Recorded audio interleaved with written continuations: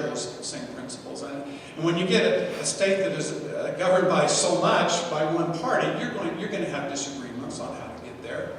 But you know, as Thomas Jefferson said, that difference in opinion does not necessarily constitute a difference in principle.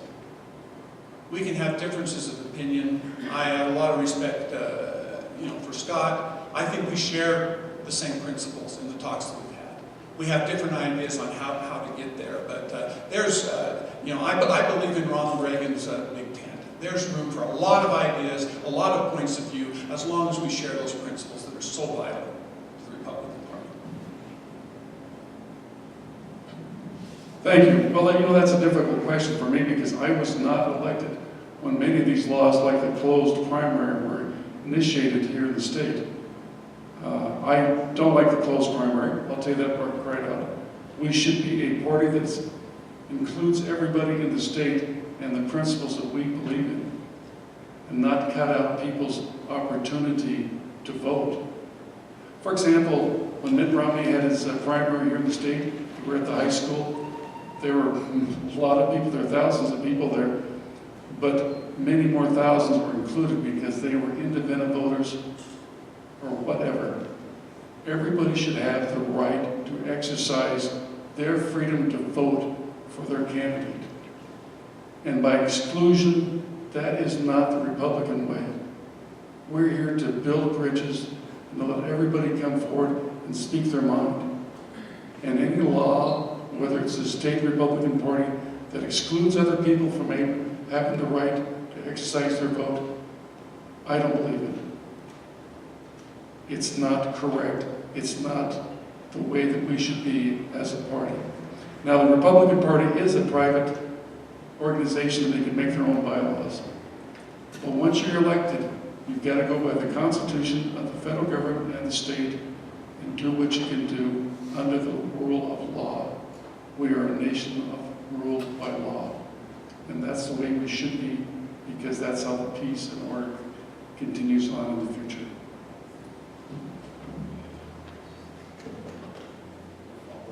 Go ahead.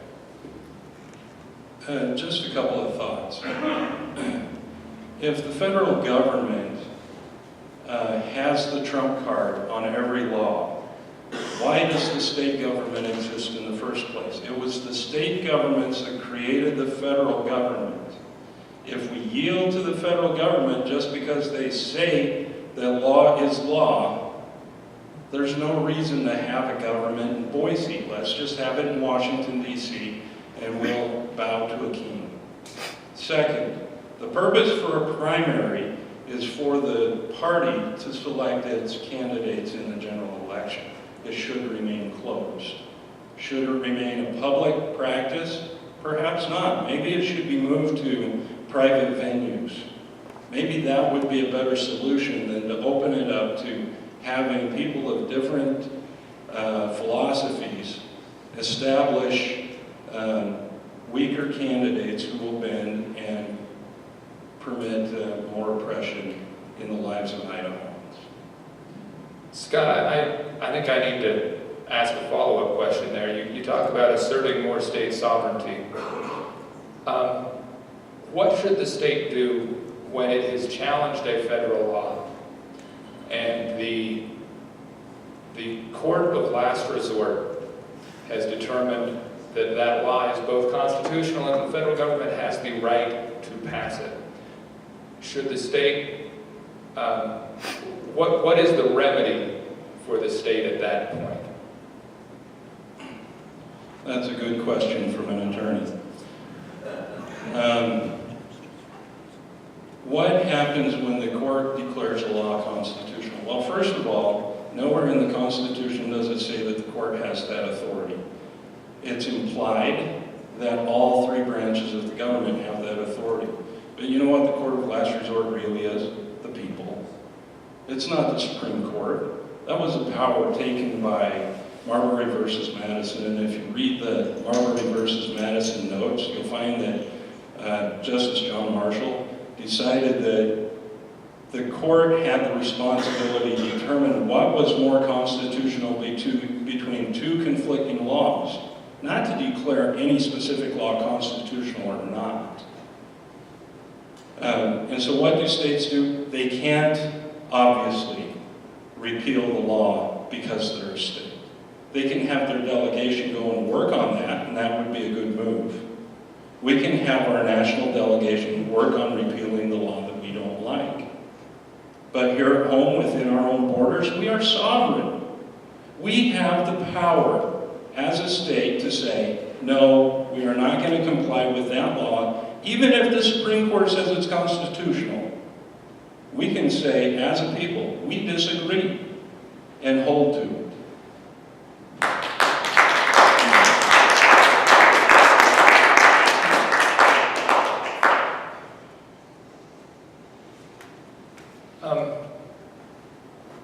The Idaho Republican platform includes a plank seeking the repeal of the 17th Amendment, which is the direct election of senators as opposed to their appointment by state legislatures.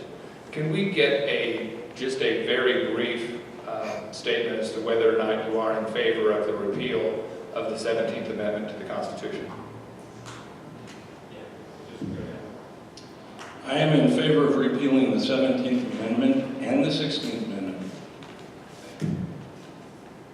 I'm not in favor of the repeal. I think that our voters need the opportunity to go to the polls and select that senator and not leave it up to the legislature.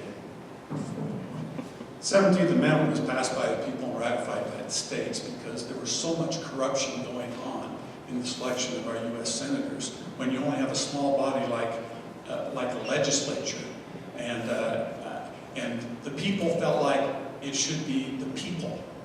It's a government of the people, and that the people ought to make that decision as far as who should represent them in the U.S. Senate. Regardless, that is what is in the Constitution, and I support the 17th Amendment.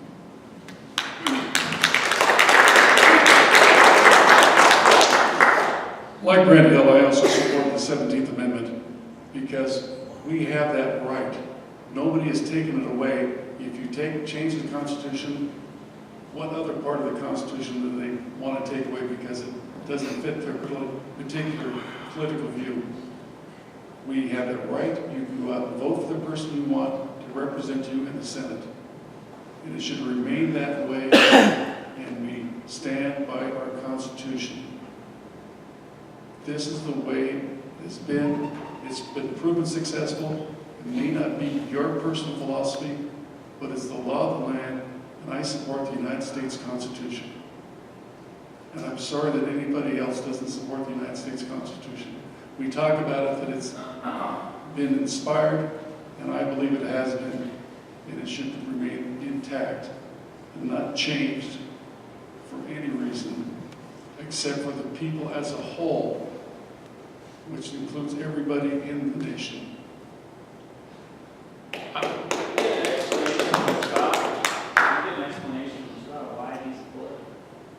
Sure. Scott, go ahead and take 30 seconds or so. Okay. I need to be clear. I agree with Brent on this. I agree with Doug Hancey on this. I support the Constitution as it's written. However, the 17th Amendment took away state representation in Congress. The fact that there's a Senate elected by people makes them an extended arm of the House. And so, if you want to talk about a hybrid solution where the people are still electing senators, but that they are answerable to the state, maybe we could talk about that. But I definitely think that something needs to change about that. The states need to be represented once again as it was intended by the founders.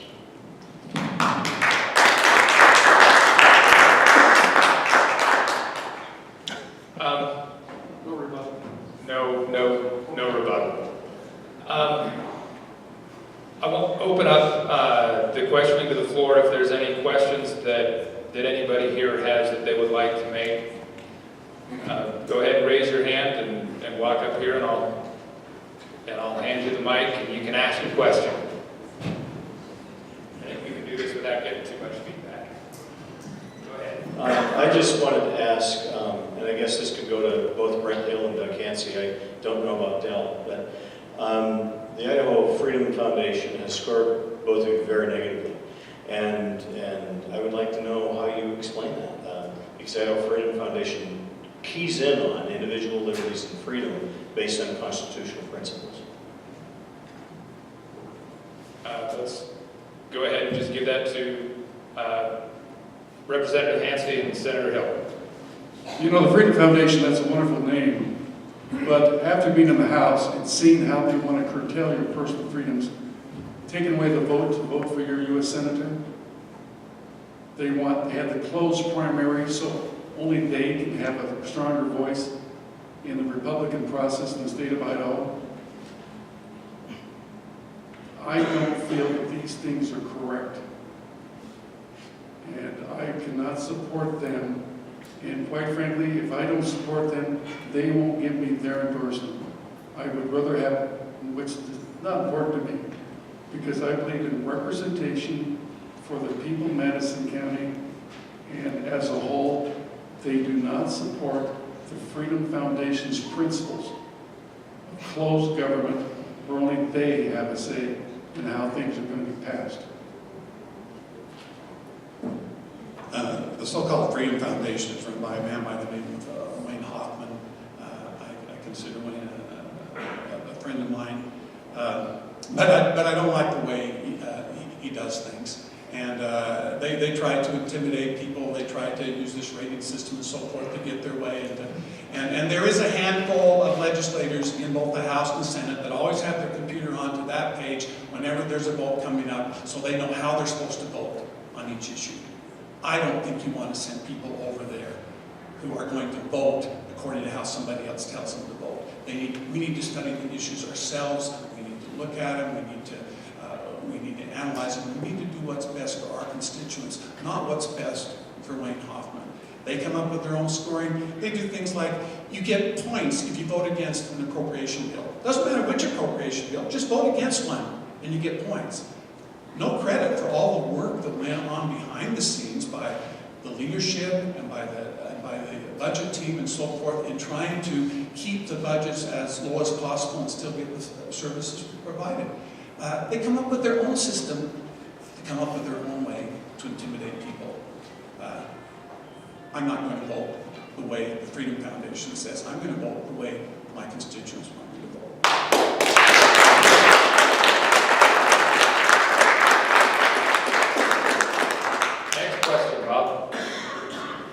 Thank you.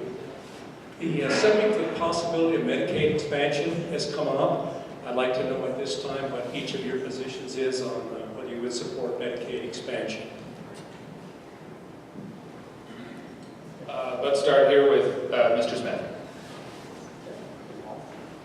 Of the Affordable Care Act, within the ruling a couple of years ago now, the court specifically said that states did not have to expand Medicaid.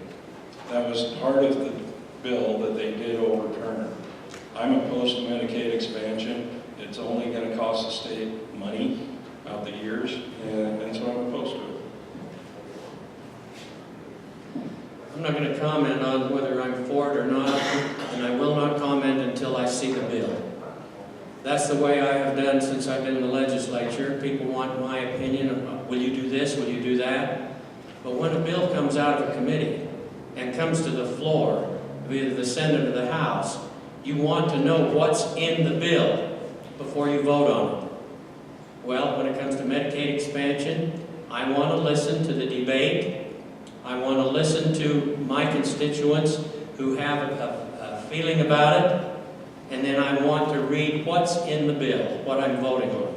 So with that, I'm not going to make a commitment right now on Medicaid expansion. I think there are alternatives to Medicaid expansion we need to be looking at. You know, there's some that said we put off Medicaid expansion vote this year because it was the election year. We didn't want to talk about it. Not true. There are other options out there that other states are using the private sector to purchase health insurance for these people that would otherwise qualify for what's called Medicaid expansion. It's hard for me to vote for a program that's got problems. Okay? let's look at other alternatives. I agree with Dale. How can you say what you're going to do in any particular situation until you see the bill and see what other alternatives are looked at? Right now, I'll tell you, in my opinion, there are not the votes in either the House or the Senate to simply expand Medicaid the way some people are looking at it. But let's look at alternatives and see if there's a better way, if there's a more market-oriented way, in a way that fits Idaho's needs better than the way the federal government's doing it. Well, I think Dale and Brent spoke very well about it. Yes, the decision is going to come up sooner or later. We have to investigate and look at what alternatives are, if there is any that is suitable for the state of Idaho. I didn't appreciate Ron Nate saying people that I've already given my vote for in consideration of Medicare expansion. I've never done that. I've never said that. But it's an issue. And as Dale says, let's look at the issues and the facts and make a decision, whether we want it or we don't want it. There is a lot of problems with our continued growth of expansion welfareism in this nation. It's costing us. You're putting more people on the dole, and a certain percent of them will never get off the dole. And do we want that? We're, as a Christian nation, I guess you can't say that's not politically correct anymore, we want to help our folks. But what price is it to expand Medicaid? We don't know. We have not investigated. And I certainly want to see what's up and available and make a private decision once I've investigated and know the facts. But to say that I'm for expansion is incorrect. Do we have another question? Go ahead.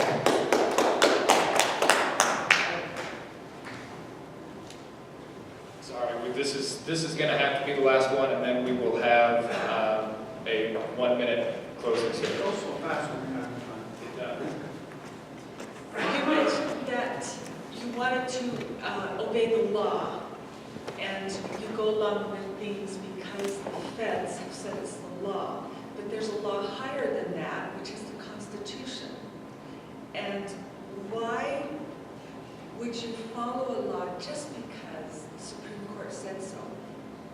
They supported slavery at one time. And the feds are really overrunning the Constitution. And there comes a time for the state to resist, even if there are consequences. Can I just follow up there a bit?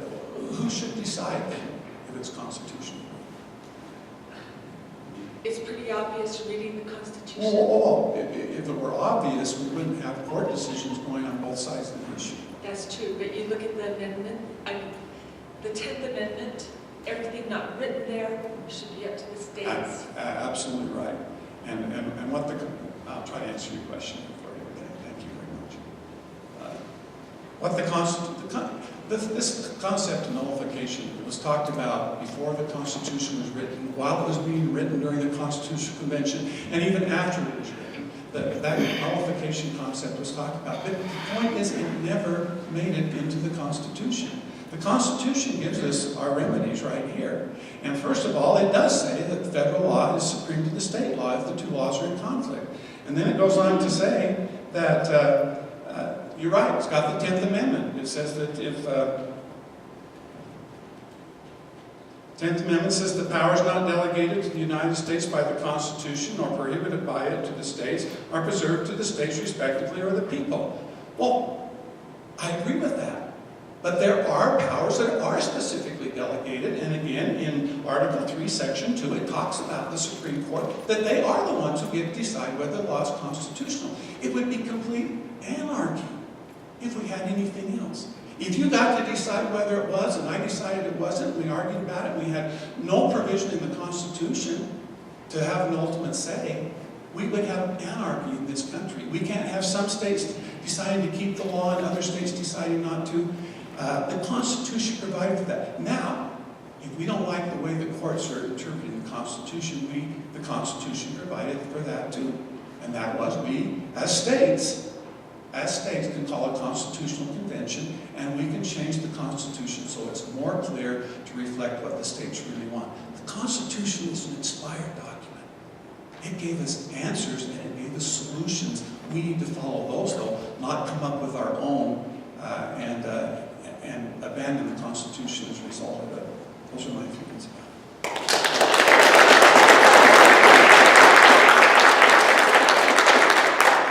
Would any of the other candidates like to take that question? It's an issue we've talked about a couple times today, but if any of the other candidates would like to address that issue before closing statements, they have that opportunity. Senator Hancey. Thank you. We all are incensed by the growth of the federal government and the regulations and seemingly no end to what they're doing. We have a two-party system. Well, I guess we have other smaller parties, but basically a two-party system. We need to put people in the federal government that will uphold the Constitution and not recklessly just spend and do whatever they will. I think the answer to that is we need more Republicans in the federal government. That's where our problem is, and we need a president.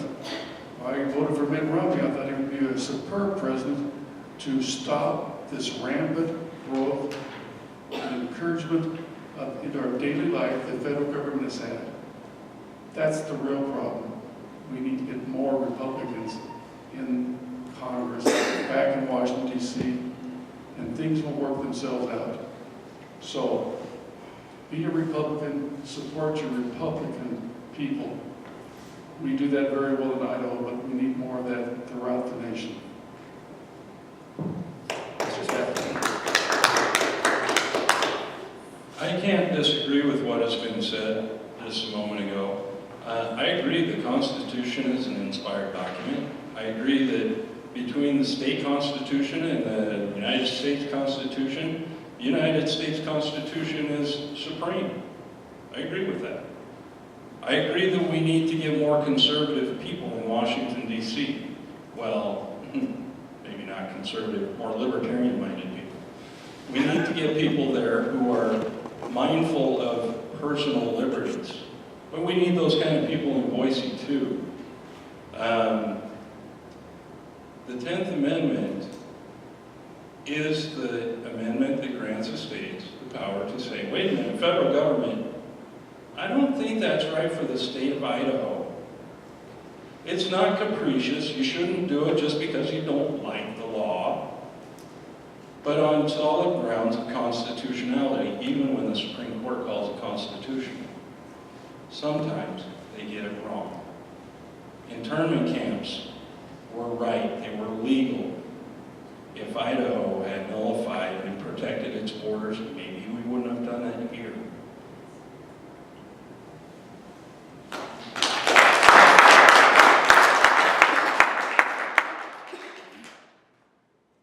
Let's go ahead. Representative Raybould, if you want to take a shot at it, you're more than welcome to. Not under any obligation. Okay, just a second. We raise our hand when we are sworn into our position at the state level to support the Constitution of the United States and the Constitution of the state of Idaho. And that means to obey the law. And we have to, whether you like the law or you don't like the law, a federal law, we pledge to obey the law. Now, it doesn't say that we can't contest the law, but we can't ignore it. We have to do the best we can with what we have. And that's, I think, what our legislature has tried to do. We tried on this Affordable Health Care Act. We joined in a lawsuit. We tried to do it. And we were overturned by the Supreme Court. We did what we were supposed to do, but we were overturned. So we obey the law. Now, any one of you can disobey the law if you want to. If you think that you don't like the federal law, go ahead, disobey it. And wait till a federal agent comes and arrests you. Then see how you are. We are a nation of law and order. And that's what we have to keep doing. Is my memory correct that on the opening statements we started on that side and went this way? Okay. Everybody remembers, did we start here or go that way? Okay. Well, we'll do the closing statements the opposite of how we did the opening statements. And I will go ahead and start with Representative Hancey and come down this way. 1 minute, please. Thank you very much. Let's talk about what I've done. In the House, I supported our tax cut. We've eliminated the personal business property tax, personal business tax, to 95% of the businesses in the state of Idaho. We allowed them to have more money so they can expand and grow. We've reduced the tax rate to those businesses. So they, once again, they're not burdened out of existence by too much tax. We've tried to develop our economy by allowing other companies come in where we have a very low tax rate, low tax burden, and it's working. Chobani over in Twin Falls came in and they built the world's largest yogurt factory. They brought in hundreds of jobs. This is the type of things we must do and what we have to. Education. I'm very big in education. We need to provide a first-class education program for our children. The high-tech, the real solid growth companies don't go where education is very poorly supported. We had a 5.1 tax increase for K through 12, which is more than what the governor requested, is 2.9. We are very much pro-education, and I'm very proud that we're doing what we can to make our state better so we can have more growth and better paying jobs. Well, first, I'd like to thank my wife who's here this afternoon, I guess I should say. And none of us could be successful in our positions or in our careers or anything else without the support of our spouses. And appreciate her help. And, you know, I've had the opportunity over the years in the legislature to visit with legislators in a lot of different states. And I want you to know there's no better place to serve them in Idaho. There's no better people to serve than you.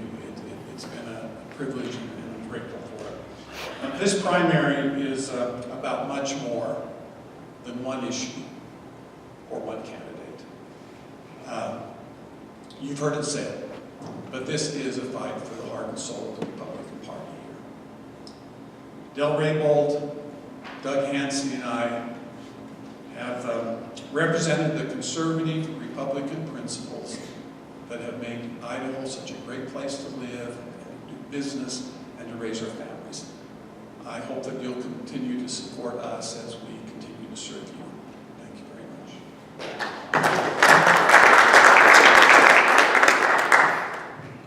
It's been an honor for me to serve in the House of Representatives here in the state of Idaho. Idaho is a wonderful place, and the Upper Valley in Madison County, this area up here, is a choice, I think, above most other places in the United States to live. And I plan on serving the people of this area and doing the things that they need to be done, that can be done, with legislative action. I've been as conservative as I possibly could. I've said time and again that if you're playing baseball and you're playing in right field, you want to cover right field and make the catch there if you can. But I don't believe you want to stand outside of the foul line over in the bleachers waiting for a foul ball. I think you want to be in the game and be playing. And that's what I have tried to do, and that's what I intend to keep doing. Thank you.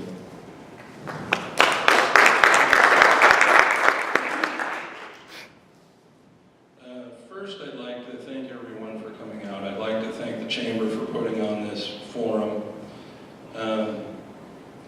And just in thinking about things, you know, up here, there are 4 conservatives, no, 3, and a Liberty candidate. I'm the Liberty candidate. I've earned the endorsement of the Republican Liberty Caucus and my wife. Those 2 endorsements are important to me. I believe in personal liberty, and my governing philosophy is simple. If I as an individual have power to do it, then the government has power to do it. If I don't have the power to do it as an individual to say make you healthy, then the government doesn't have that power or responsibility. Your health is your business and your responsibility. I don't see why we're taking on a yoke that is unnecessary. And because I stand for liberty, I'd appreciate your vote May 20th. Thank you.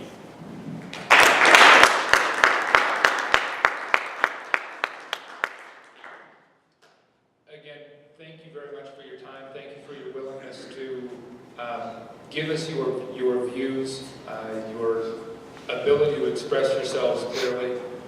We appreciate your time. We give the candidates one more round of applause.